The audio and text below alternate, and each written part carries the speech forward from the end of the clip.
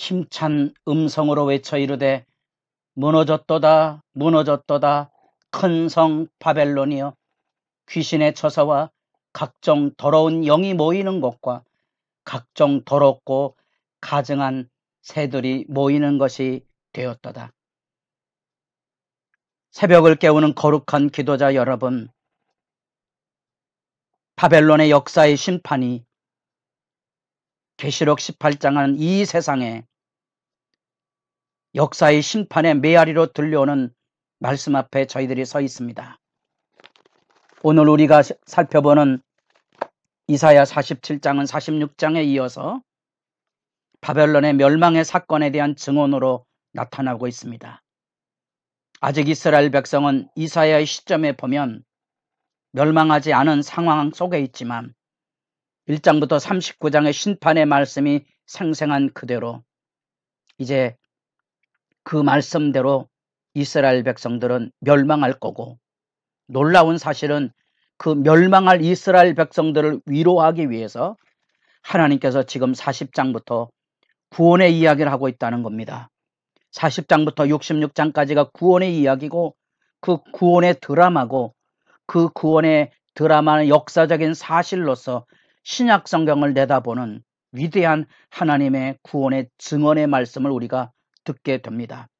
우리는 그런 점에서 이 바벨론의 멸망의 사건을 이 세상의 종말의 사건인 계시록 18장의 증언으로 다시 재묵상을 해보게 되는 거지요. 무너지지 않을 거로 보였던 거대한 제국 바벨론이 고레스라는 메데파사의 왕으로, 아주 작은 왕으로 출발됐던 그 고레스의 등장이 거대한 바벨론 제국을 하루아침에 무너뜨리게 됩니다. 예기치 못했던 역사에 대한 하나님의 심판이 그곳에 담겨져 있는 거지요.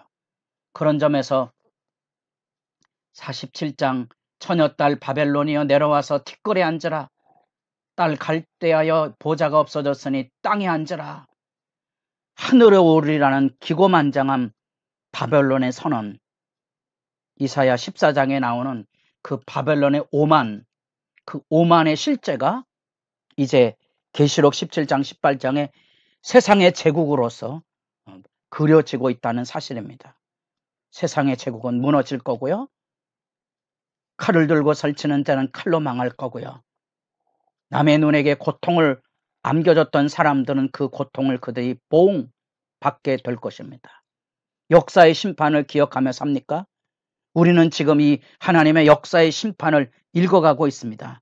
그 심판이 얼마나 무서운 것인가를 다시 하나님의 말씀 앞에 살 떨리듯이 볼 수 있어야 우리는 우리를 향한 하나님의 사랑의 구원이 얼마나 놀라운 것인가, 그 죄의 싹스에 대한 죄의 무자비함과 잔혹함의 극치는 이 세상을 구원하러 오신 하나님을 십자가에 못 박는 사건 속에 선연히 담겨져 있고, 하나님이 어찌하여 나를 버리셨나이까, 예수님의 울부짖음 앞에 침묵하시는 하나님의 아픔을 우리가 이해해 볼 수 있는 장면이 이 역사의 심판입니다. 하나님은 그 역사의 심판을 주의 십자가 예수님에게 메우시고 우리를 구원하셨다는 거죠. 우리를 구원하셨습니다. 심판을 대신 치러주셨다는 거죠. 우린 예수 그리스도와 더불어 죽은 존재입니다. 잊지 마십시오. 복음이 뭔지. 나는 이제 다시 심판의 자리에 설 자가 아니요 부활하신 예수님과 동행하는 하나님의 자녀요, 하나님의 후사로 살아간다는 사실을 기억하십시오. 세상의 죄의 세계 안에 오염되지 마시고 자기를 지키십시오. 하나님의 심판이 덕과 같이 올 것입니다.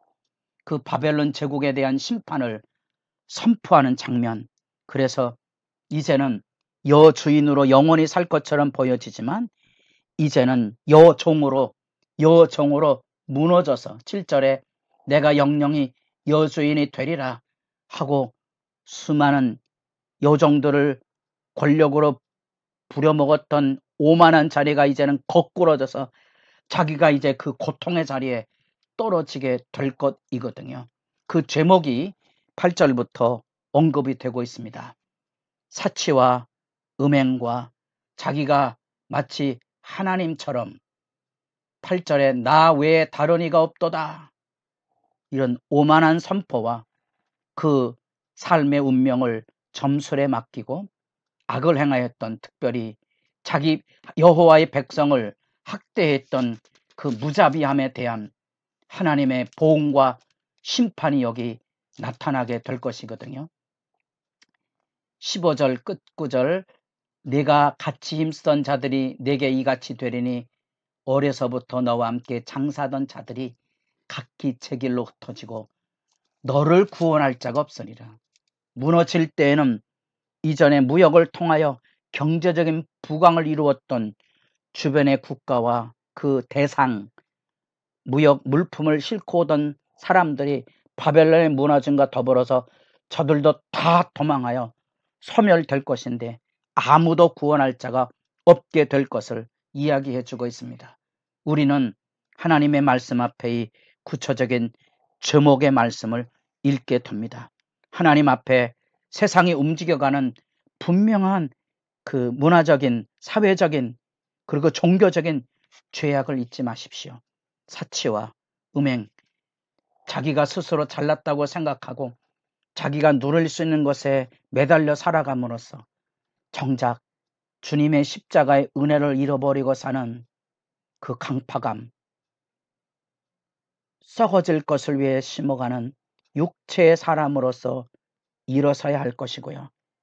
세상의 육체를 사랑하여 육체를 꾸미고 육체의 화려함에 매달려 살아가는 그 문화의 종말이 무엇인지, 어쩌면 요즘처럼 무더위와 환경 재해에 대한 경고가 피부에 와닿는 현실의 어려움 속에서 우리는 인간이 저지르고 하는 탐욕과 사치와 방종이 무엇인지를 절절히 깨닫고 있습니까? 세상은 어리석게도 무너지기 전까지는, 심판을 겪기 전까지는 깨닫지 못한다는 사실이죠. 왜? 자기가 하나님 노릇하고 있기 때문에 그렇습니다. 그것을 점술로 바벨론의 세계적인 학문 점성학, 지금도 그 바벨론 시대 때 점성술의 근거를 통하여 나사라는 미국의 그 최고 과학의 통계들을 잡아내는 그런 작업들 속에 보면 우리가 지금 읽고 있는 다니엘 그 시대의 연륜들도 심지어 그 하늘의 점성술, 왜 하늘에 나타났던 그 하나님의 음성과 그 시대 배경들을 그 역수를 통하여서 그 점성술의 그 달력을 통하여서 다 추적해 돌아가 연대가 밝혀지고 있다는 사실입니다. 그들이 가지고는 위대한 점성술의 그 시대적인 오만, 그것은 결국 그들을 구원해내지 못하였다는 사실입니다.